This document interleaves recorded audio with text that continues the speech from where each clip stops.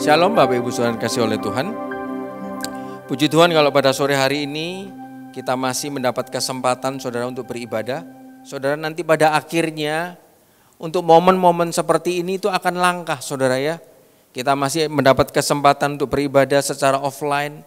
Nanti offline akan ditutup, akan online dan online pun akan susah saudara ya.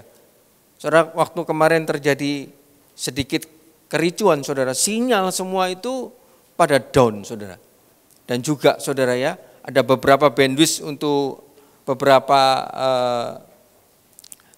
software telekomunikasi itu yang dikurangi saudara. Sehingga sinyalnya mulai kecil dan untuk kirim berita itu susah saudara. Kalau sudah seperti itu, kalau offline tidak bisa, online tidak bisa saudara. Kita mau nangis seperti apapun tidak bisa saudara. Gereja yang tadinya ada 6 kali ibadah cuma dibuat 1, banyak orang kepingin datang tidak bisa. Dulu waktu dibuka 6 tidak ada yang datang, tapi sekarang susah saudara mau datang. Tapi kita ucap syukur kalau pada sore hari ini saudara ya, ada orang-orang yang mau tetap mencari Tuhan, kita mendapat kesempatan, kita mendapatkan anugerah saudara ya. Karena firman Tuhan mengatakan apa? Berbahagialah orang yang mencari Tuhan dengan segenap hati. Orang-orang itu akan mendapat perluputan dan perlindungan oleh Allah. Saudara, di tengah-tengah keadaan bukan dunia saudara, Indonesia saudara. Di seluruh pelosok Indonesia kejadiannya hampir sama saudara ya. Dan ketika saya melihat ada beberapa hamba Tuhan dan khususnya nabi-nabi yang dipakai oleh Tuhan saudara. Mereka mendapatkan penglihatan ada 2 buah cawan saudara. Yang muncul saudara di surga, 1 cawan itu isinya penuh. 1 cawan itu yang isinya itu sedikit dan bahkan hampir kosong. Yang penuh itu adalah cawan murka Allah saudara. Sehingga penuh dan dia mulai meluber saudara dan mulai kemana-mana. Sedangkan cawan yang kosong ini hampir sedikit sekali hampir kosong itu adalah cawan doa-doa orang-orang benar saudara. Sehingga ketika Nabi ini berdoa, saudara dia dapat suara daripada Roh Kudus bahwa anak-anak Tuhan harus lebih banyak lagi berdoa mengisi cawan yang sedang kosong itu. Karena firman Tuhan mengatakan, Tuhan Yesus pernah mengatakan saudara, segala sesuatu itu bisa dilakukan dengan doa, apalagi dengan doa dan puasa. Mari saudara di tengah keadaan yang seperti ini, jangan malah kita mundur, jangan malah kita tidak datang ke rumah Tuhan, kita malah kalau ada kesempatan kita datang di rumah Tuhan, dibuka ibadah, saudara kita datang saudara.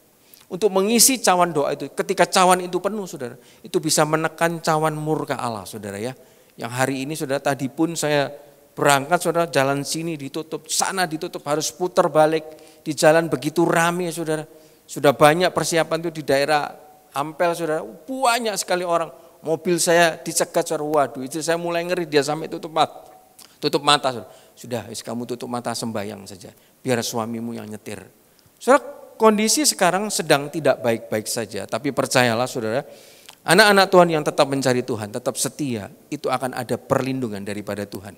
Sore hari ini saudara kita akan belajar sebuah firman Tuhan yang Tuhan berikan judul saudara, Tree of Life, pohon kehidupan saudara. Kita mau belajar mengenai pohon kehidupan ini di dalam Wahyu 2 ayat yang ke-7. Wahyu 2 ayat yang ke-7 saudara ya. Kita belajar mengenai pohon kehidupan saudara. Wahyu 2 ayat yang ke-7. Saya tunggu sampai semua bisa ketemu. Saya akan bacakan buat Bapak Ibu Saudara di dalam kitab yang paling akhir saudara ya, paling ujung. Wahyu 2 ayat yang ke-7 yang ditulis oleh Rasul Yohanes saudara ya. Dia mendapat penglihatan saudara di Pulau Patmos. Wahyu 2 ayat yang ke-7 demikian firman Tuhan. Siapa bertelinga hendaklah ia mendengarkan. Mendengarkan siapa saudara? Mendengarkan apa yang dikatakan Roh kepada jemaat-jemaat. Sekali lagi saya ulangi. Siapa bertelinga hendaklah ia mendengarkan apa yang dikatakan Roh kepada jemaat-jemaat.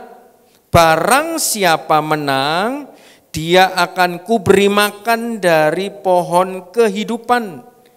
Di mana pohon kehidupannya? Yang ada di taman Firdaus Allah. Saudara dikatakan di dalam ayat ke-7 ini, siapa bertelinga? Saudara tidak ada satupun daripada kita yang tidak bertelinga saudara. Saya cek saudara, Kelahiran 10.000 di Amerika, cuman satu kasus saja orang yang tidak punya telinga, saudara. Ataupun punya telinga tapi mingkup, ataupun daun telinganya tidak ada, saudara. Dan alat pendengarnya juga mati, itu dari 10.000 cuman satu. Berarti kan 99% orang punya telinga. Dan dikatakan di sini, kalau punya telinga, berarti dia harus bisa mendengar. Bukan hanya mendengar secara fisik, secara jasmani, saudara. Yang paling penting pada hari-hari ini, saudara, seperti tadi pagi, Bapak Gembala berdoa dulu apakah sore hari ini dibuka atau tidak. Saya yakin itu pun juga adalah suara roh, saudara, suara Roh Kudus. Orang harus bisa mendengarkan apa yang dikatakan oleh Roh Kudus, saudara. Nanti kita mau belajar tentang itu, saudara. Kenapa, saudara? Ketika orang itu bisa mendengar apa yang dikatakan oleh roh, telinga rohaninya itu begitu peka dengan suara Tuhan dan suara yang sesuai dengan firman Tuhan, dikatakan dia akan diberi makan, saudara. Bukan dia kekurangan makan, dia akan diberi makan. Dan makannya bukan sembarangan makan, saudara. Makanannya itu berasal dari pohon kehidupan. Nah, pohon kehidupan ini pohon apa, saudara? Pohon kehidupan yang posisinya ada di mana? Pohon kehidupan yang ada di Taman Firdaus. Saudara, apa ini pohon kehidupan, saudara? Saudara, kalau kita mau belajar mengenai pohon kehidupan, mau tidak mau kita belajar di dalam kitab Kejadian yang awal, saudara. Ketika si Adam dan si Hawa, saudara ya, sudah mereka ini disiapkan sebuah taman, semua sama Tuhan disiapkan. Semua pohon ditumbuhkan yang menarik, yang berbuah, yang elok. Semua sama Tuhan ditumbuhkan. Tapi hanya satu, ada pohon kehidupan yang sama Tuhan ditaruh di tengah. Nanti kita mau belajar kenapa kok pohon kehidupan ditaruh di tengah, saudara. Kita lihat di dalam Kejadian 3 ayat 22. Kita mau lihat dulu apa sih khasiatnya pohon kehidupan itu, saudara ya. Orang yang bisa mendengarkan suara roh, bukan hanya mendengar, melakukan apa yang dikatakan oleh Roh Kudus. Saudara, sesuai dengan firman, melakukan firman, dia akan diberi makan dari pohon kehidupan. Pohon kehidupan apa? Kita akan belajar Kejadian 3:22 dikatakan, berfirmanlah Tuhan Allah, sesungguhnya manusia itu telah menjadi seperti salah satu dari kita. Tahu tentang yang baik dan yang jahat. Maka sekarang jangan sampai ia mengulurkan tangannya dan mengambil pula dari buah pohon kehidupan itu dan memakannya. Sehingga, lihat saudara, khasiatnya pohon kehidupan. Sehingga ia hidup untuk selama-lamanya. Saudara, pohon kehidupan sama Tuhan sudah disediakan untuk Adam dan Hawa di Taman Firdaus. Tetapi mereka berdua ini tidak pernah mengambil pohon kehidupan, saudara. Tidak pernah memakan pohon kehidupan. Malah justru mereka memakan pohon-pohon yang lain. Yang menarik hatinya, yang elok di mata mereka. Dan bahkan mereka memakan pohon yang dilarang oleh Tuhan, saudara. Lah untungnya, saudara, bukan Tuhan itu jahat, saudara. Karena ketika mereka itu sudah makan pohon yang dilarang oleh Tuhan, berarti hidup mereka jatuh di dalam dosa. Sehingga mereka diusir. Kalau mereka jatuh di dalam dosa dan habis itu mereka makan pohon kehidupan, dikatakan mereka hidup untuk selamanya. Berarti mereka selama-lamanya ada di dalam dosa. Sehingga sama Tuhan itu bukan Tuhan jahat, diusir dari Taman Firdaus. Sehingga pohon kehidupan itu pada zaman Adam dan Hawa sampai sekarang aksesnya itu ditutup, saudara. Lihat saudara, Kejadian 3 ayat 24 dikatakan, ia menghalau manusia itu di sebelah timur Taman Eden, ditempatkannya lah beberapa kerub dengan pedang yang bernyala-nyala dan menyambar-nyambar untuk menjaga jalan ke pohon kehidupan. Jadi hal pertama ini kita tahu, saudara, pohon kehidupan itu yang tadinya disediakan ada di Taman Firdaus, karena Adam dan Hawa berdosa mereka dihalau, dan pohon kehidupan ini aksesnya ditutup sama Tuhan sampai sekarang. Dan khasiatnya apa pohon kehidupan, saudara? Tadi dikatakan kata kuncinya ketika mereka makan mereka akan hidup untuk selama-lamanya. Saudara, hidup untuk selama-lamanya ini terjemahnya adalah olam. Yang artinya adalah immortal, forever, kekal, abadi. Dan ada perkataan tidak pernah habis, tidak pernah kurang, selalu berkelanjutan, selalu ada. Bayangkan kalau kita makan dari pohon kehidupan ini, keuangan kita tidak pernah habis.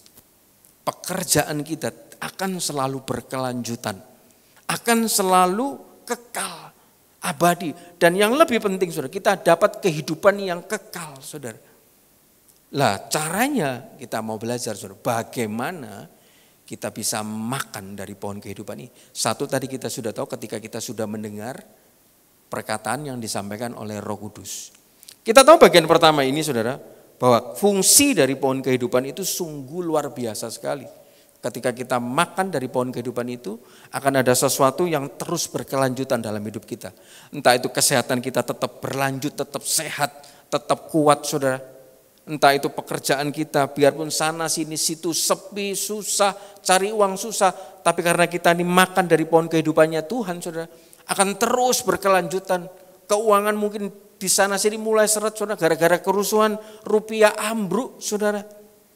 Tapi biarpun ambruk, biarpun susah saudara, tetapi karena kita makan kehidupan akan terus berkelanjutan, tidak pernah habis. Itu fungsinya pohon kehidupan. Nah Tuhan mau ngajari kita bagaimana caranya kita bisa makan dari pohon kehidupan itu. Saudara, sebelum kita masuk ke situ saudara, kita mau lihat dulu awalnya saudara ya. Perkataan firman ini, yang Wahyu 2 ke-7, slide yang kedua saudara. Ini disampaikan untuk siapa? Seolah-olah Tuhan Yesus menegur siapa punya kuping, dia harus bisa mendengar. Lah ini ditujukan kepada siapa saudara? Perkataan ini ditujukan kepada siapa? Ternyata ditujukan kepada jemaat. Jemaat siapa saudara? Jemaat kota Efesus saudara. Ada apa dengan jemaat kota Efesus ini saudara?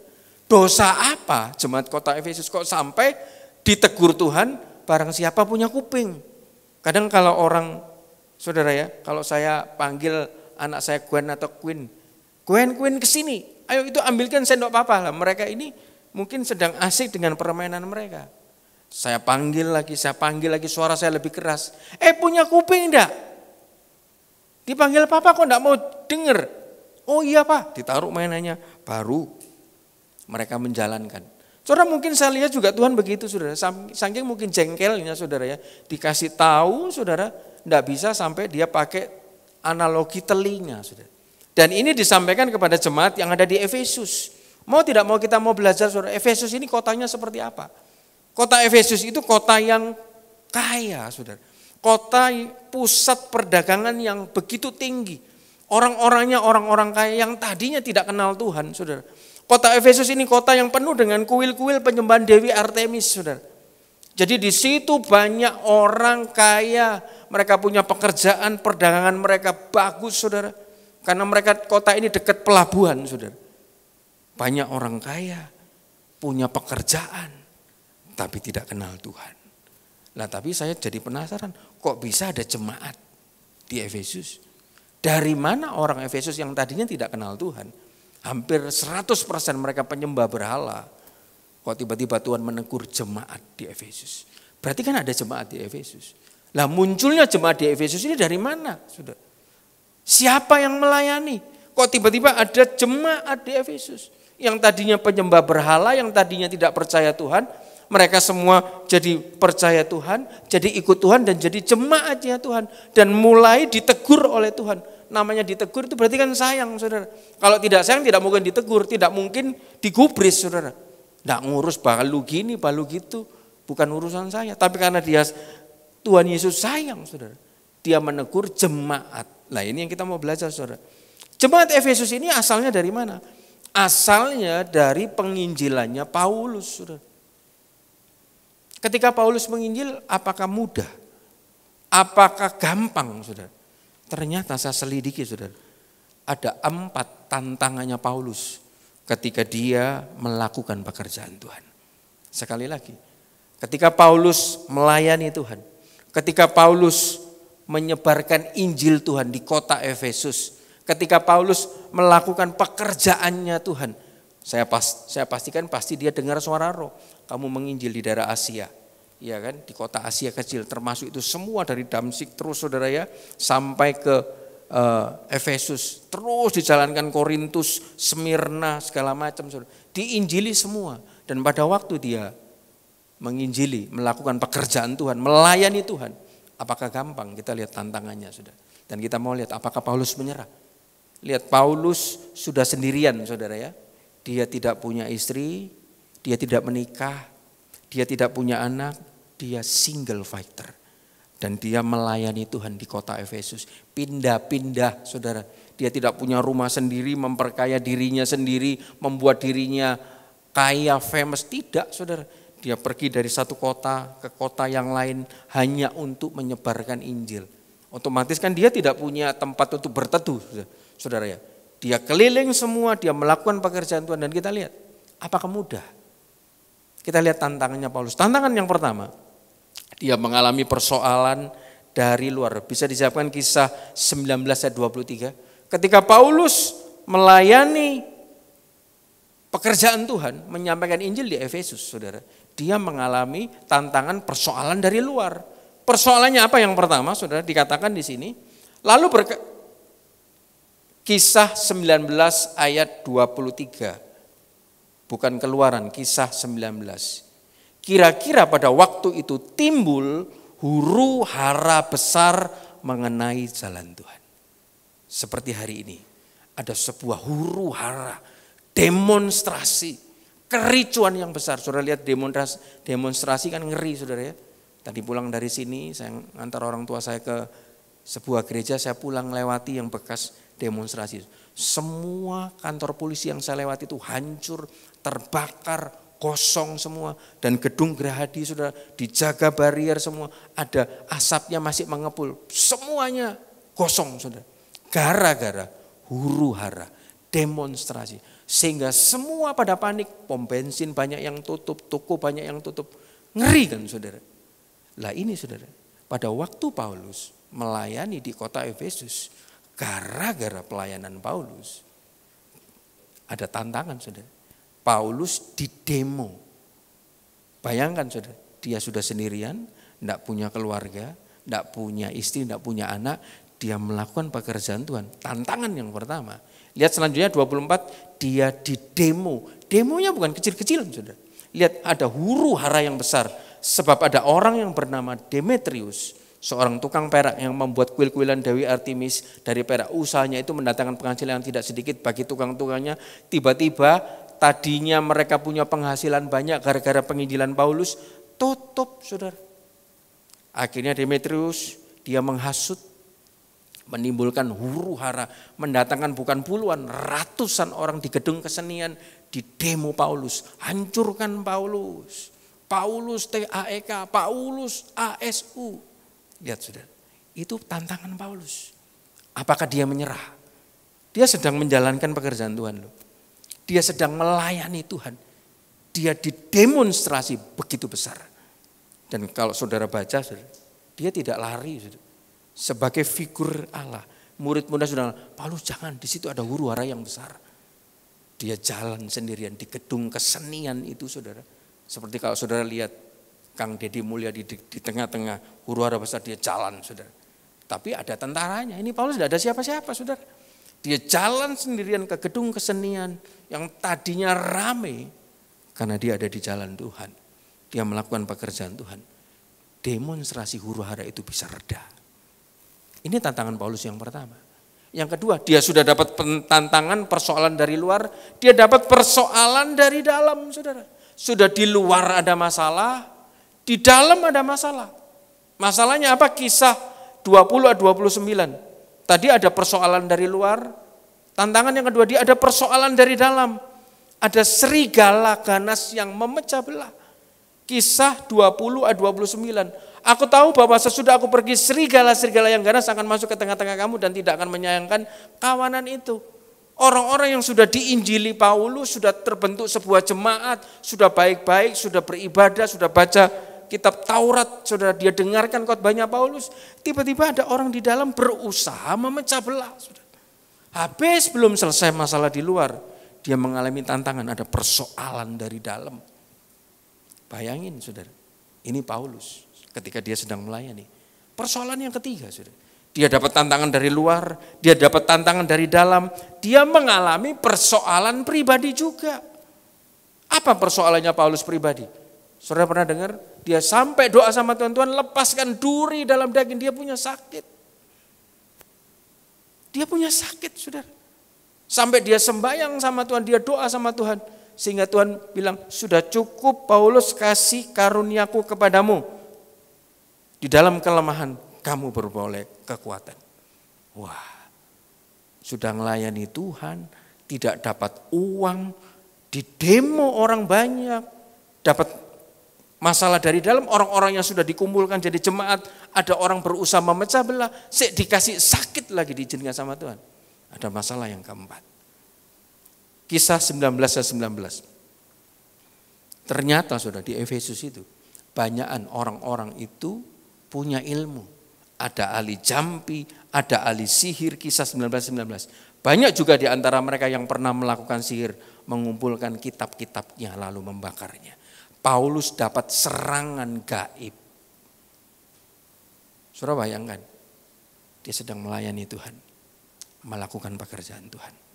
Dia dapat 4 tantangan ini. Apakah dia mundur? Bagaimana sikap Paulus? Kita lihat sekarang sikap Paulus. 2 Korintus 4 ayat 1-2. Coba bayangkan kalau diri saudara jadi Paulus, sedang melayani Tuhan, dapat tantangan 4 ini. Coba bayangkan tantangan saudara sama tantangan Paulus besar mana? Kita lihat responnya Paulus 2 Korintus 4 ayat 1 sampai yang kedua. Oleh kemurahan Allah kami telah menerima pelayanan ini. Karena itu 1, kami tidak tawar hati. Lihat yang kedua, tetapi kami menolak segala perbuatan tersembunyi yang memalukan, kami tidak berlaku licik dan tidak memalsukan firman Allah. Sebaliknya kami menyatakan kebenaran. Hari ini apa tantangan saudara semua dan saya? Apakah sakit? Apakah baru cuma demo kecil-kecilan? Apakah baru aduh Tuhan aku tidak bisa bayar? Besar mana dengan Paulus? Kalau hari ini kita masih diizinkan Tuhan, kita ada di jalan Tuhan dan mengalami tantangan saudara. Saudara-saudara harus ucap syukur. Itu Tuhan sedang melatih saudara membesarkan iman saudara. Dan dia mau mengaruniakan sesuatu yang lebih besar yang dari saudara pegang sekarang. Saudara kalau baca semua di kitab Efesus saudara. Paulus ketika melayani 4 tantangan ini dihadapi sendirian.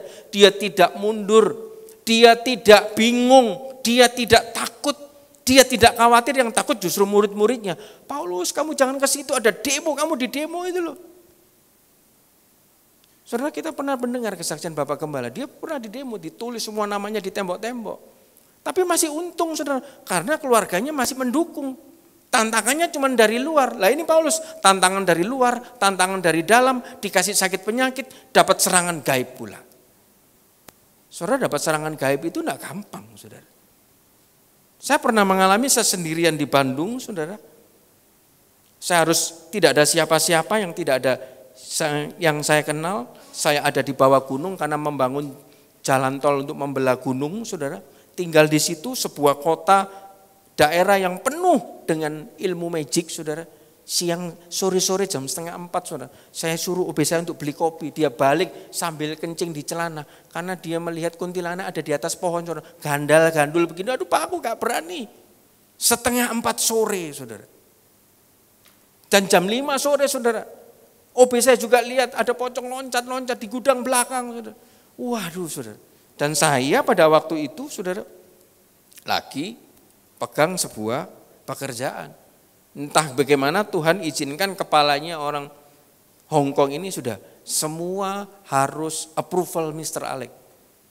Karena anak buahnya semua umur 19, umur 20 enggak mengerti mengenai subkontraktor, enggak mengerti mengenai SOP perusahaan transportir, enggak mengerti mengenai pembelian bahan bakar solar saudara. Enggak ngerti semua. Dan ketika saya diizinkan Tuhan saya pegang itu, ya sudah saya buat sebuah standar dan ada perusahaan-perusahaan tidak sesuai standar saya minggirkan. Lah orang-orang ini ngamuk saudara. Dan ketika ngamuk sudah ternyata orang-orang ini bekerja sama dengan penerjemah orang Indonesia. Saudara. Saya difitnah dan malam-malam tiba-tiba jam 3 subuh bangun. Dada saya tertusuk saudara. Waduh kok sakit tinggi. Wah mau teriak sama siapa? Istri enggak ada, saudara. Ditelepon pasti ganggu aja suamiku aku lagi hamil nih. Enggak mungkin saudara. Telepon orang tua juga enggak mungkin. Mau telepon Bapak Gembala juga lagi subuh. Saya berdoa sama Tuhan. Saudara tiba-tiba dada itu sakit seperti ada yang nusuk saudara. Lep, wah ini. Saya berdoa 15 menit, 20 menit. lepas. Saudara. Besok gitu lagi. Wah saya tahu ini, saya dapat serangan gaib. Saudara kadang-kadang itu tidak gampang saudara. Kalau hidup kita tidak ada di jalan Tuhan, kita mau berdoa jungkir balik, sebut nama Tuhan seperti anak imam sekewa saudara. Paulus aku kenal, Tuhan Yesus aku tahu, tapi kamu siapa? Saudara Paulus juga, saya percaya persoalannya tidak mudah. Tapi ketika dia menghadapi 4 tantangan ini, lihat reaksi Paulus, dia tidak tawar hatinya. Dia tidak bingung, waduh iki mana tambah susah, tambah soro. Tidak ada omelan dari mulutnya. Sehingga apa saudara?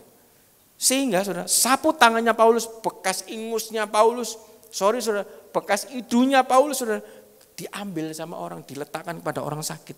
Orang sakit sembuh. Diambil sama orang, saudara dikiber-kiberkan gini sama orang kerasukan setan, setannya keluar. Saudara ketika saudara menghadapi tantangan dan saudara ada di dalam jalan Tuhan, itu kesempatan Tuhan kepingin memperbesar kapasitas saudara. Memperbesar kuasa Tuhan dalam hidup saudara. Dengan menghadapi tantangan itu, tidak tawar hati saudara. Dan tetap lihat tidak melakukan perbuatan yang tersembunyi. Yang memalukan. Ada berapa banyak saudara. Pelayan-pelayan Tuhan kelihatannya melayani di depan mimbar. Tapi setelah turun mimbar, kehidupan kekudusannya, kehidupan keuangannya, kehidupan rumah tangganya amburadul semua. Punya ani-ani, punya simpanan. Saudara, berhubungan dengan istri orang lain, berhubungan dengan pembantu. Di HP-nya semua pornografi, lihatannya tidak karu-karuan saudara. Melakukan perbuatan-perbuatan yang tersembunyi. Sehingga saudara ada, tapi tetap melayani. Yang dilayani apa? Firman Tuhan, betul. Tapi Injil yang lain, firman Tuhan Allah yang palsu. Saudara firman Tuhan yang palsu itu firman Tuhan yang apa? Firman Tuhan yang tidak berbicara mengenai Injil. Firman Tuhan yang berbicara cuman, oh kamu kalau ikut Tuhan kaya. Oh kamu kalau ikut Tuhan sembuh. Oh kamu kalau ikut Tuhan diberkati, betul sih. Tapi tidak menekankan kepada pertobatan. Tidak menekankan kepada hidup di jalan Tuhan. Saudara itu firman Tuhan yang palsu karena apa saudara? Sakit sembuh cuma sementara. Apakah dia tidak mati? Kan pasti mati. Pekerjaan sepi, miskin jadi kaya. Apakah itu dibawa? Tidak kekal saudara. Tetapi ketika karakter kita berubah, sifat kita berubah dan kita bertobat saudara. Itu yang disenangi Tuhan. Justru Injil itu yang harus disampaikan, bukan Injil yang palsu. Injil mengenai kebenaran. Lihat Filipi 1 ayat 15. Ada berapa banyak orang menyampaikan firman, tapi mereka punya maksud-maksud lain, saudara. Motivasinya lain. Filipi 1 ayat 15. Ada orang memberitakan Kristus karena dengki, karena berselisih. Tetapi ada pula yang memberitakannya dengan maksud baik. Kadang ada orang firman Tuhan dipakai untuk serang sana, serang sini, nyindir sana, nyindir sini. Saudara, itu lihat. Firman Kristus dipakai karena mereka lagi dengki. Tapi Paulus tidak, saudara. Dia menyampaikan firman tujuannya supaya mereka mengenal Tuhan dan mereka berbalik dan mereka bertobat, saudara. Saudara, saya pernah baca satu firman Tuhan, saudara. Banyak orang benar itu hamba Tuhan, pelayan Tuhan, pendeta, saudara. Itu malas bertobat. Dan ketika malas bertobat, saudara, sehingga apa? Orang benar ini, kumpulan orang benar ini disandingkan dengan orang berdosa oleh Alkitab. Harusnya bukan letingnya, saudara.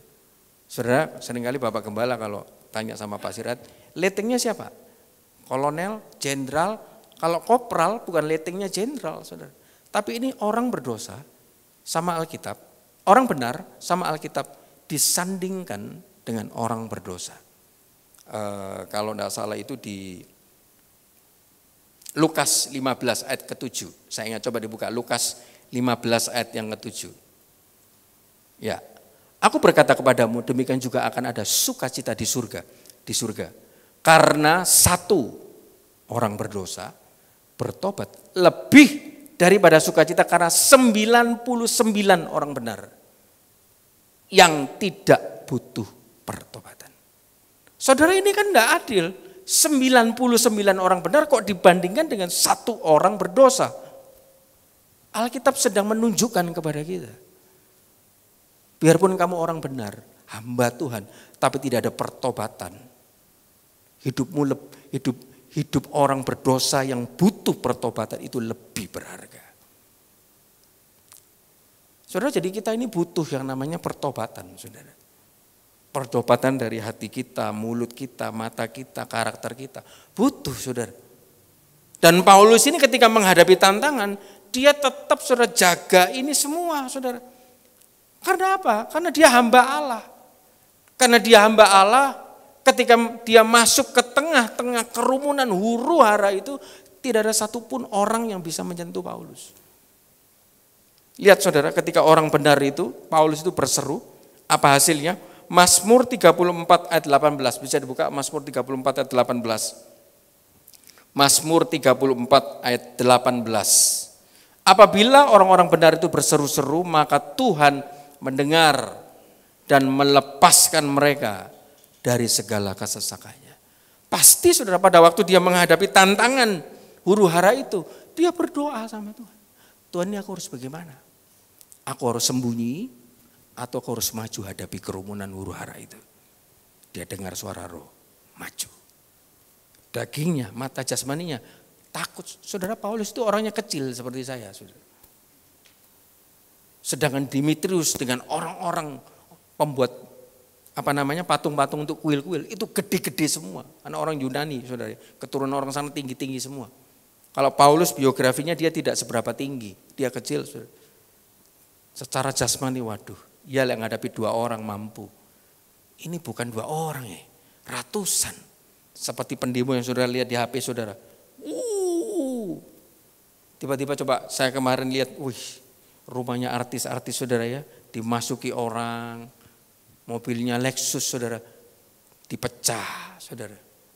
Barang-barang jam-jamnya semua diambil dan begitu banyak orang masuk rumahnya orang itu. Coba bayangkan orang itu jalan, apa enggak dirajam saudara.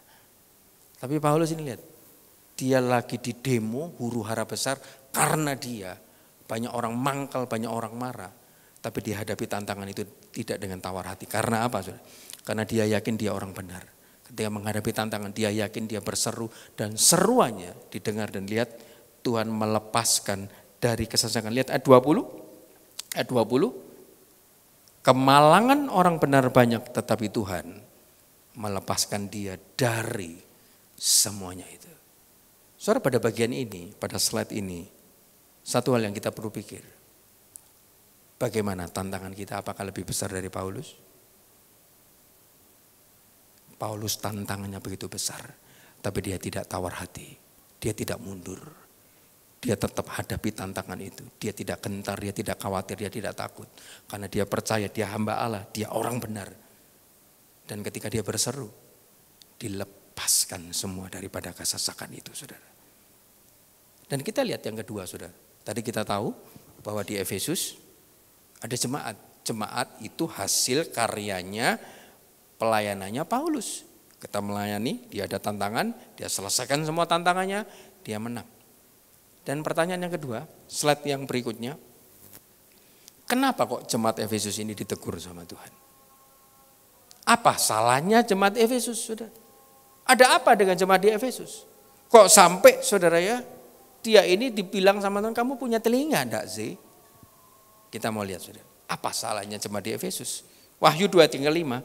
Sebab itu ingatlah betapa dalamnya engkau telah jatuh. Bertobatlah dan lakukan lagi apa yang semula engkau lakukan. Jika tidak demikian aku akan datang kepadamu dan aku akan ambil kaki tianmu dari tempatnya jikalau engkau tidak bertobat. Wah, begitu keras omongannya Tuhan. Ketika saya baca ini, betapa dalamnya engkau jatuh. Dosa apa sih jemaat Efesus ini? Apakah dia seperti tadi pagi Ananias dan Safira nipu? Apakah dia pembunuh, pemberontak? Kita mau belajar saudara ya. Dosa apa jemaat Efesus sehingga sampai ditegur Tuhan dan dibilang betapa dalamnya engkau telah jatuh. Wahyu 2 yang kedua. Mau tidak mau kita mau belajar dari ayat yang kedua. Dikatakan, aku tahu segala pekerjaanmu, baik jeripayamu maupun ketekunanmu. Loh, tadinya orang jemaat di Efesus ini sudah berjerih payah loh. Jemaat di Efesus ini sudah bekerja loh buat Tuhan. Jemaat di Efesus ini sudah tekun loh. Loh, ketika saya baca ini tidak salah tak? Jemaat di Efesus ini sudah giat-giatnya bekerja, melayani Tuhan, menjauhi kejahatan dan tekun. Coba tak bacakan lagi, kok rasanya muka saudara tidak percaya. Wahyu 2 ayat yang kedua, bisa dikeluarkan di slide. Aku tahu segala pekerjaanmu, baik jeripayamu maupun ketekunanmu. Aku tahu bahwa engkau tidak dapat sabar terhadap orang jahat. Jadi jangan sering menjas orang-orang yang tidak sabar, saudara. Tidak sabar terhadap kelemahan sama tidak sabar terhadap hal yang jahat itu boleh. Iya kan? Kadang ada orang, sudah nyampaikan firman kok. Tidak sabar, harus sabar. Saya sering ditegur seperti itu sama istri saya. Sabarku kamu habis nyampaikan firman, lu bukan masalah sabar, ya kan ini wis mepet ini. Ya kan? Lihat saudara, engkau tidak sabar terhadap orang-orang jahat, bahwa engkau telah mencobai mereka yang menyebut dirinya rasul, tetapi yang sebenarnya tidak demikian, bahwa engkau telah mendapati mereka pendusta. Berarti kan jemaat Efesus kan hidupnya benar, saudara. Mereka sudah berjerih payah melayani Tuhan, sudah tekun, sudah menjauhi kejahatan. Lah kok jadi ditegur sama Tuhan? Ada apa nih, Tuhan tidak salah dah? Kok dibilang kamu telah jatuh begitu dalam? Kita lanjut lagi saudara. Yang ketiga. Dan engkau tetap sabar dan menderita oleh karena namaku, dan engkau tidak mengenal lelah. Sudah melayani Tuhan, capek-capek saudara.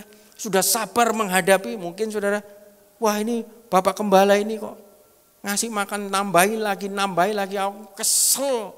Ya kadang kan ada orang seperti itu saudara ya. Capek, belum panas, belum macetnya. Tadi saudara ada yang mengatakan ada demo, aduh mungkin setirnya gimana saudara. Saudara, kadang-kadang kan orang bisa tidak sabar saudara. Menghadapi hal-hal yang mungkin tidak sesuai dengan hatinya. Tapi orang jemaat di Efesus ini, dia sudah melayani Tuhan, dia sudah giat bekerja untuk Tuhan, dia sudah menjauhi kejahatan, dia sudah tekun, dia sudah sabar, dia sudah rajin. Nah orang seperti ini kok masih ditegur sama Tuhan? Saudara, saya cuma kepingin menunjukkan, lihat, ketika saudara mau masuk surga, standarnya Tuhan itu seperti apa? Kalau kita tidak sesuai dengan standarnya Tuhan, saudara ya, gimana caranya kita bisa masuk ke surga? Standarnya Tuhan, lihat. Orang sudah melayani Tuhan, sudah giat bekerja untuk Tuhan, sudah menjauhi kejahatan, sudah sabar, sudah rajin, sudah sabar menderita untuk pelayanan Tuhan. Tapi Tuhan masih belum puas. Mereka ditegur seperti seolah-olah mereka ini dosa yang begitu berat. Sampai Tuhan mengatakan, betapa dalamnya engkau jatuh. Engkau telah jatuh. Saudara, ternyata masalahnya ada di mana? Masalahnya ada di dalam ayat keempat. Namun demikian aku mencela engkau. Karena apa sudah dicela? Karena engkau telah meninggalkan kasihmu yang mula-mula. Pelayanan tidak salah, setia tidak salah, rajin tidak salah, tekun bagus, semua bagus. Tetapi kalau semua dikerjakan hanya sekedar rutinitas, saudara sudah kehilangan kasih mula-mula. Tuhan mencela pekerjaan kita. So, apa ciri-ciri orang yang kehilangan kasih mula-mula? Saudara, saya catat di sini, pelayanan cuman rutinitas. Ke gereja cuman kebiasaan, saudara. Ciri-ciri orang yang kehilangan kasih mula-mula. Pelayanan cuman rutinitas, cuman dijadikan kebiasaan. Cuman hanya formalitas hari Minggu, bukan lagi dari hati, bukan lagi lahir dari cinta. Saudara, kalau lahir dari cinta itu tidak disuruh tapi dilakukan. Tapi kalau formalitas sudah disuruh dilakukan tapi dilakukan dengan hati yang dongkol, saudara. Dilakukan sih, tetapi hatinya ngedumel. Dulu saudara ya, ketika zaman pacaran saudara, saya tidak perlu minta. Datang saudara yang namanya pisang goreng, pisang molen, saudara ya. Saya dibelikan nasi campur, saya enggak pernah loh diberikan nasi padang seperti Bapak Gembala, saudara ya. Enggak pernah, paling banter itu cuma nasi campur ya kan. Senangannya dia penyetan, batinku aku ini enggak senang pedas, dibelikan nasi sambal penyet, ya wis masih pacaran saudara, ya wis tak lumat saja saudara ya kan. Tapi sekarang saudara ya, saya guyon sama dia, Noh dulu waktu pacaran itu molen itu datang sendiri Nov ya, aku enggak perlu jalan, enggak perlu beli. Ya kan, sekarang telur saja sik royokan ambil anakmu, waduh ampun Novi, saya bilang begitu. Ya kan, saudara kadang-kadang begitu saudara. Orang kalau sudah waktunya cinta-cinta awal saudara, semuanya dikasih, direlakan semua. Kalau sudah menikah saudara puluhan tahun saudara, belasan tahun saudara, perkara ndok saja bisa rame saudara ya kan. Saya makan ndok, kok jangan dimakan tuh punya anakmu. Lah ya apa sih iki ndok sing gawe mamaku kok ya kan. Dikasih no anak, iya kan, tadi pulang, noh jake nih kamu tuh kundok, kolesterol lo kamu itu, mbok kok gak ngerti pokok aku dikasih, wes pokoknya tak bayar dulu mbak aku, terus mau mbak apa noh, wes mbok tak bagi-bagi, ya sudah bagus, saya bilang begitu. Saudara dia sukanya ndok asin, yang dikasih makan anaknya saudara, saya cuman guyoni dia, dulu Pak Ono ya, aku diem-diem di kantor mau kirimi makan siang, makan sore, sekarang jangankan makan siang, pagi sore, ya kan. Malam pun saya tidur sendiri, saudara kamu masih di atas jemur, nyuci mobil, selesai jam 2:30, 3 makan. Saya hari-hari ini gencar-gencarnya cari asisten rumah tangga, saudara. Iya kan? Karena apa, saudara? Semua diurusi semua, sampai jam 2, sampai jam 2:30 subuh. Dan dia bangga, saudara. Harusnya kan kamu seneng kok, istrimu ndak malas, yo bener seneng, iya kan? Engko kamu ya melayani benda mati, kok suamimu dilayani orang lain nangis kamu, saya bilang begitu. Ya suka gitu kok. Sudah lihat, kalau pelayanan cuma rutinitas, cuma sekedar kebiasaan, tidak lahir dari cinta, saudara itu pasti ada banyak kendala. Saudara. Orang kehilangan kasih mula-mula, mereka melakukan melayani tetapi tidak lahir dari cinta. Yang kedua, saudara, hati tidak lagi bergairah cari Tuhan. Kelihatannya ke gereja, dulu doanya semangat, dulu baca firman Tuhannya semangat, dulu tepuk tangannya semangat. Saudara.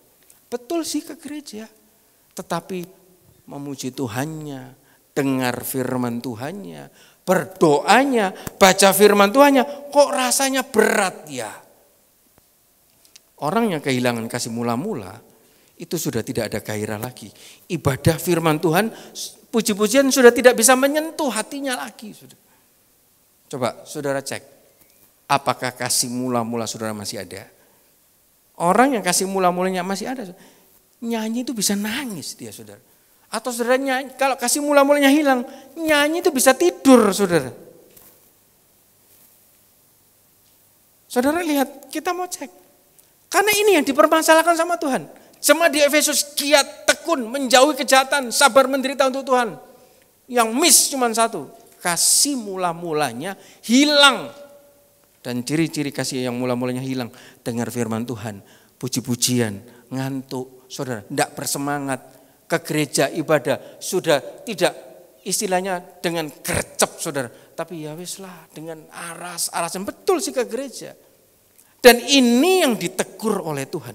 Sehingga apa yang keempat, kehilangan sukacita dan damai, mudah marah, mudah tersinggung, simpen pahit, tidak mau mengampuni, banyak alasan untuk menomorsatukan Tuhan. Banyak alasan untuk datang ibadah, banyak alasan untuk berdoa, banyak alasan untuk bangun pagi, banyak alasan untuk berkorban buat Tuhan. 1001 macam alasan, saudara. Ini ciri-ciri orang yang kehilangan kasih mula-mula. Dan orang yang kehilangan kasih mula-mula ini, Matius 24:12 mencatat apa? Karena mereka kebanyakan durhakanya di dalam hidupnya. Kita buka Matius 24:12. Karena makin bertambahnya kedurhakaan, maka kasih kebanyakan orang jadi dingin. Bukan saya yang mengatakan, saudara. Kalau kasih mula-mulanya hilang, berarti lebih banyak yang durhaka di dalam dirinya. Sehingga baca firman Tuhan, melayani, semuanya rutinitas, aras-arasan, sudah ibadah sudah tidak menyentuh hati lagi. Saudara, ayo saudara. Jemaat di Efesus dibilang ditegur Tuhan begitu dalam jatuhnya.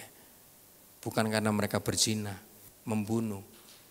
Mereka tidak taat, mereka terlambat, mereka tidak tekun, mereka tidak datang ibadah. Bukan, saudara. Mereka tekun, mereka sabar menderita, mereka melayani.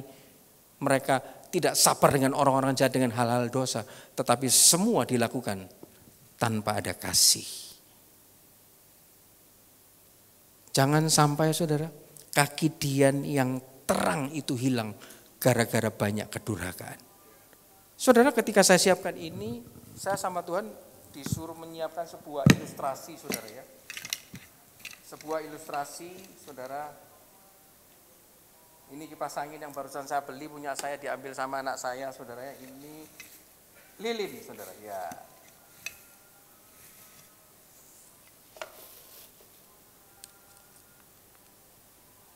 Kipas angin saya nyalakan dulu. Saudara, hidup kita itu seperti lilin ini. Yang tadinya itu sebelum kita kenal Tuhan, saudara, hidup kita mungkin belepotan saudara ya.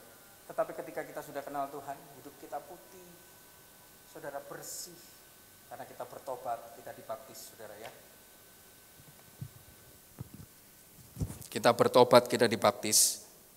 Habis begitu saudara, ketika kita ada di tangan Tuhan, hidup kita mungkin sederhana saudara. Tapi firman Tuhan mengatakan, tidak mungkin pelita kalau dinyalakan, dia taruh di bawah kantang. Tadinya ketika kita pertama ikut Tuhan, mungkin hidup kita biasa-biasa saja. Kita cenderung polos, putih, bersih, tidak banyak variasi saudara. Tapi hidup kita hidup benar ada di jalan Tuhan, ada di tangan Tuhan. Dan ada saatnya ketika di tangan Tuhan, hidup kita yang tadinya mungkin belum ada terang, tidak bisa jadi berkat saudara buat orang. Tapi ada saatnya, ada waktunya Tuhan. Hidup kita sama Tuhan yang tadinya mungkin sederhana, biasa, dibawa saudara, dibawa gantang. Sama Tuhan dinyalakan saudara. Dan ketika dinyalakan, hidup saudara yang tadinya biasa, tidak ada terang saudara, akan menyala. Nah kalau sudah menyala seperti ini, terang kan, ada kehangatan, bisa memberkati orang banyak.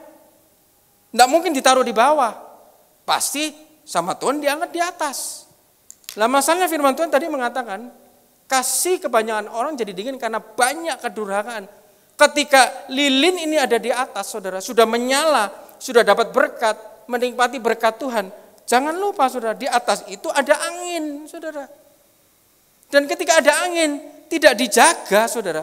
Yang nyala ini saudara, tambah lama tambah naik, diberkati tambah naik. Anginnya semakin kencang saudara. Dan akhirnya ketika angin kencang ini bisa mematikan terang itu saudara. Dan ketika terang itu sudah mati saudara, apa yang terjadi? Sudah tidak hangat lagi hidupnya. Sudah gosong, tampilannya jelek saudara, hitam. Kasihnya mulai turun. Kalau sudah begini, tidak mungkin ditaruh di atas, pasti dibuang ke bawah saudara. Karena apa saudara? Terangnya mulai hilang. Yang tadinya dia bisa menerangi di dalam gereja, jadi berkat di dalam gereja. Tadinya hidupnya sederhana saudara. Dia hidup ada di jalan Tuhan. Dia sudah bertobat, dia sudah melepaskan semua dosanya, putih bersih seperti lilin yang tadi awal. Dia ada di jalan Tuhan, setia sama Tuhan, tambah lama dibuat naik. Dan akhirnya sama Tuhan dibuat menyala hidupnya. Jadi terang, jadi hangat, jadi berkat buat banyak orang. Tapi tanpa sadar, dia lakukan semua itu seperti jemaat di Efesus. Dia tidak jaga kasih mula-mulanya. Semakin diangkat, semakin naik. Jangan lupa ada angin kedurhakaan. Ada angin kedurhakaan saudara. Dan ketika angin itu hidup saudara seperti lilin tidak dijaga. Saudara, saya tidak sempat tadi, harusnya ada baskom dan di situ ada minyak saudara ya. Ketika kita lilin itu ditaruh di minyak, biarpun dikasih angin tidak akan mati karena reservenya banyak saudara. Jemaat di Efesus seperti lilin ini. Dia setia, dia melayani, dia kedapatan berkorban buat Allah. Bagus saudara, menjauhi kejahatan, betul. Jaga hidupnya tidak ada dosa, betul. Tapi semua dilakukan dengan terangnya mulai hilang.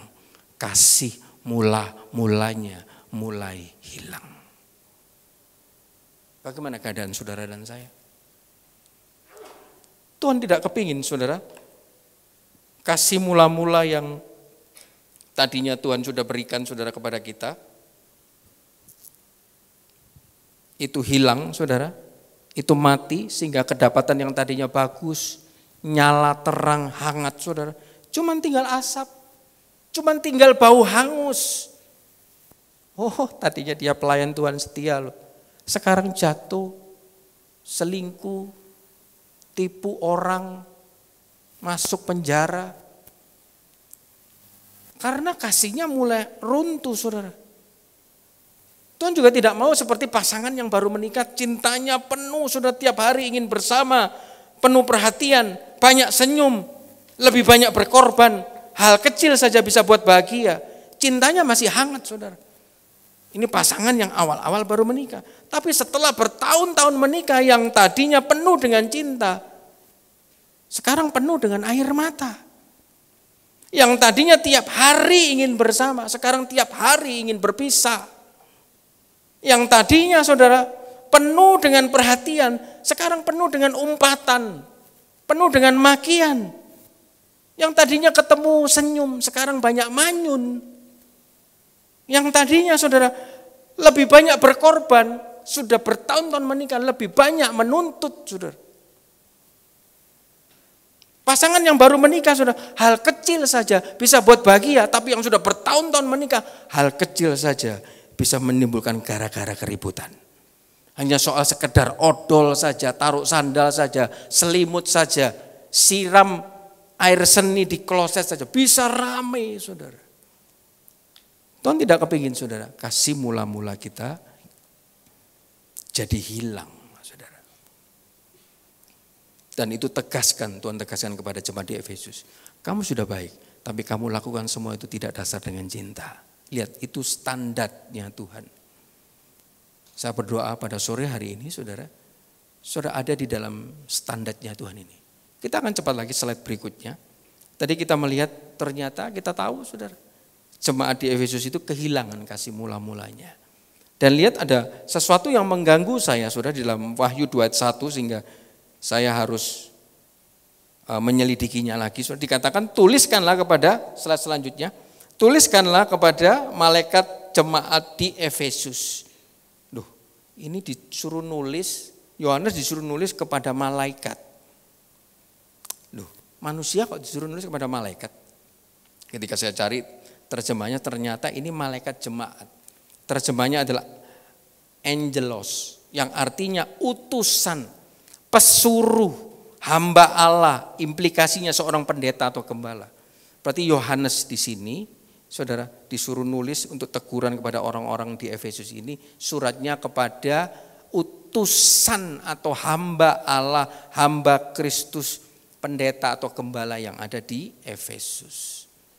Saudara, namanya utusan, Maliaki 2 ayat 7, sebab bibir seorang imam memelihara pengetahuan dan orang mencari pengajaran dari mulutnya, sebab dialah utusan Tuhan semesta alam. Paulus utusannya Tuhan karena dari bibirnya keluar kebenaran.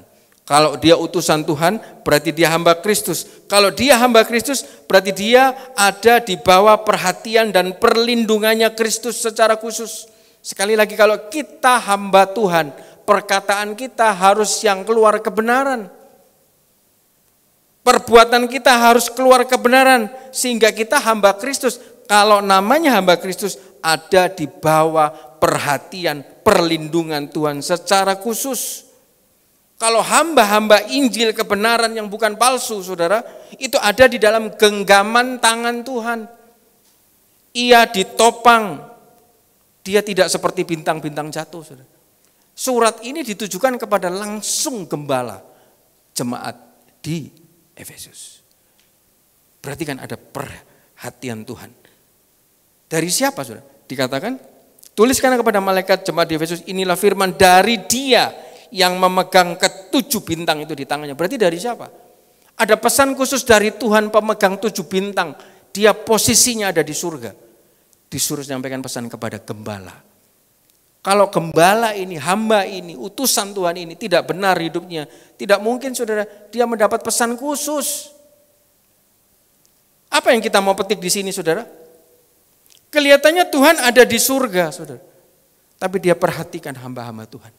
Orang-orang yang dari hidupnya keluar yang namanya firman kebenaran. Saudara, Ulangan 31 ayat ke-8 dikatakan, lihat janji Tuhan kepada orang-orangnya, sebab Tuhan, dia sendiri akan berjalan di depanmu, dia sendiri akan menyertai engkau, tidak akan membiarkan engkau dan tidak akan meninggalkan engkau. Janganlah takut dan janganlah patah hati. Kita masuk pada slide yang terakhir saudara. Ini semua teguran ini ditujukan kepada jemaat di Efesus. Dan kalau jemaat di Efesus mau dengar punya telinga, dia dapat pohon kehidupan. Padahal pohon kehidupan tadinya lagi sedang dikunci, saudara. Sedang di-unlock. Bagaimana caranya membuka jalan kepada pohon kehidupan? Ini firman Tuhan bagian terakhir, saudara, dikatakan di dalam Wahyu 2 ayat ke-7 tadi dikatakan, orang yang senantiasa mendengarkan suara roh, dia pasti dapat pohon kehidupan. Tapi saya temukan lagi dalam Amsal 3 ayat 18, saudara. Hidup yang berpegang pada Tuhan dan hikmat-Nya. Ia jadi pohon kehidupan bagi orang yang memegangnya. Siapa yang berpegang padanya akan disebut berbahagia. Orang yang senantiasa memegang hikmat Tuhan, memegang firman Tuhan. Hikmat itu sendiri akan jadi pohon kehidupan. Dan ketika sudah dapat buah dari pohon kehidupan, saudara, apa yang dikerjakannya tidak pernah habis, tidak pernah mati, saudara, kekal, berkelanjutan dan sampai tembus ke surga. Dia dapat kekekalan, saudara. Dan pohon kehidupan juga dapat dibuka lagi jalannya di dalam Amsal 15 ayat yang keempat. Dikatakan lidah lembut adalah pohon kehidupan, tetapi lidah yang curang melukai hati. Saudara, lembut itu bahasa aslinya adalah marpe. Lidah yang menenangkan, lidah yang memberikan semangat, lidah yang menghibur, yang menguatkan, bukan mengutuk, bukan berbelat-belit, bukan culas, bukan menipu, saudara. Kalau lidah, kita punya lidah yang memberkati, saudara, kita bisa punya makan pohon kehidupan, saudara. Dan lihat, saudara, Wahyu 2 ayat 14. Bagaimana caranya membuka jalan ke pohon kehidupan? Wahyu 2 ayat 14. Berbahagialah mereka yang membasuh jubahnya, mereka akan memperoleh hak atas pohon kehidupan. Bagaimana jubah pelayanan kita? Apakah sudah bersih? Bagaimana jubah rumah tangga kita? Kita sebagai suami, sebagai istri, sebagai anak. Apakah sudah bersih? Orang yang suka membasuh jubahnya, membersihkan jubahnya setiap malam, mengkoreksi dirinya, perkataannya, pikirannya, hatinya, membasuh semuanya, dikatakan saudara, mereka punya hak atas pohon kehidupan. Ini yang bagian betul-betul terakhir, di mana letak pohon kehidupan itu. Saudara, di dalam Kejadian 2:9 jelas dikatakan, lalu Tuhan Allah menumbuhkan berbagai-bagai pohon dari bumi yang menarik dan yang baik untuk dimakan buahnya, dan pohon kehidupan di tengah-tengah taman itu. Dan timbul pertanyaan saya, saudara, di sini waktu saya membaca, loh, kok pohon kehidupan ditaruh di tengah ya? So, tiba-tiba Roh Kudus memberikan pemahaman seperti ini. Pohon kehidupan, pohon mungkin yang mungkin kurang menarik, pohon yang mungkin tidak baik di pemandangan mata. Kalau itu menarik, kalau itu baik, pasti sering didatangi oleh Hawa.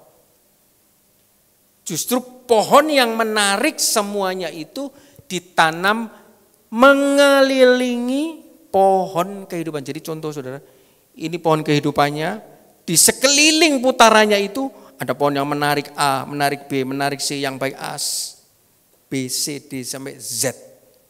Kalau kita dapatkan pohon kehidupan, hal-hal yang menarik, yang baik, itu semua akan mengelilingi saudara. Itu semua akan menghampiri, mendekati saudara. Tapi masalahnya hari-hari ini banyak orang tidak cari pohon kehidupan. Orang cari pohon-pohon yang menarik, pohon-pohon yang menurut pemandangannya baik, yang menguntungkan, yang menyenangkan, sehingga seperti Hawa, dia tertarik kepada pohon yang menarik lainnya. Ingat saudara, yang di tengah bukan hanya pohon kehidupan, tapi yang di tengah juga ada pohon pengetahuan yang baik dan jahat. Kenapa Tuhan taruh di tengah dua pohon ini? Pohon kehidupan di tengah, sebelahnya juga di tengah pohon kehidupan, pohon pengetahuan yang baik dan yang jahat. Tuhan berikan pilihan kepada kita. Hari ini kamu bisa ke gereja, gereja buka.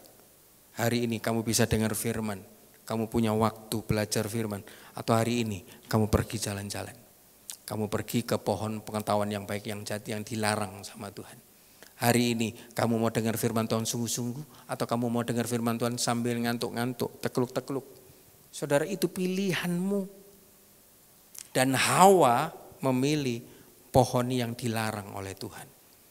Saudara, pohon kehidupan ini adalah tanda pusat sumber kehidupan manusia itu berasal dari Allah.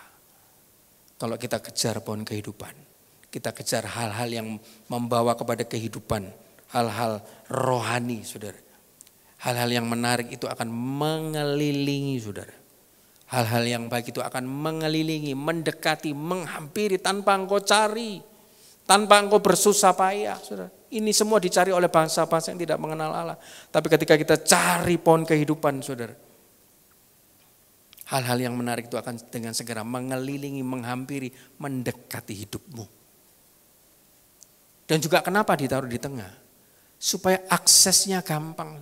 Saudara, zaman sekarang gampang saudara cari Tuhan. Zaman dulu saudara tidak bisa melewati ada pintu tirai, pintu ruang suci, pintu ruang maha suci. Susah saudara.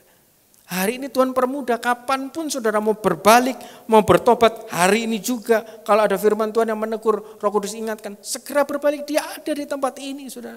Saudara tinggal berdoa, minta ampun, bertobat dan kembali ke jalan Tuhan. Mudah untuk dijangkau, saudara. Tidak susah. Dan pohon kehidupan ini sebagai pengingat hidup kita apa, saudara? Bahwa di tengah-tengah pohon kehidupan ada pohon yang baik dan yang jahat. Kita mau milih yang mana hari ini? Kita mau pilih pohon kehidupan atau pilih pohon pengetahuan baik dan jahat? Saya berdoa, saudara, saya tidak perpanjang firman Tuhan. Semua jemaat pada sore hari ini, siapapun yang mendengar melalui offline atau online, saudara ya. Saya berdoa bisa mengakses pohon kehidupan ini. Ketika kita dapatkan ini, kekekalan bagian kita. Tidak akan pernah habis, tidak akan pernah kurang, senantiasa berkelanjutan, hal-hal yang menarik, hal-hal yang baik ketika kita utamakan pohon kehidupan itu. Semua yang baik dan menarik itu akan menghampiri dan mengelilingi kita. Puji Tuhan, demikian firman Tuhan supaya bisa menjadi berkat, saya kembalikan kepada Bapak Gembala.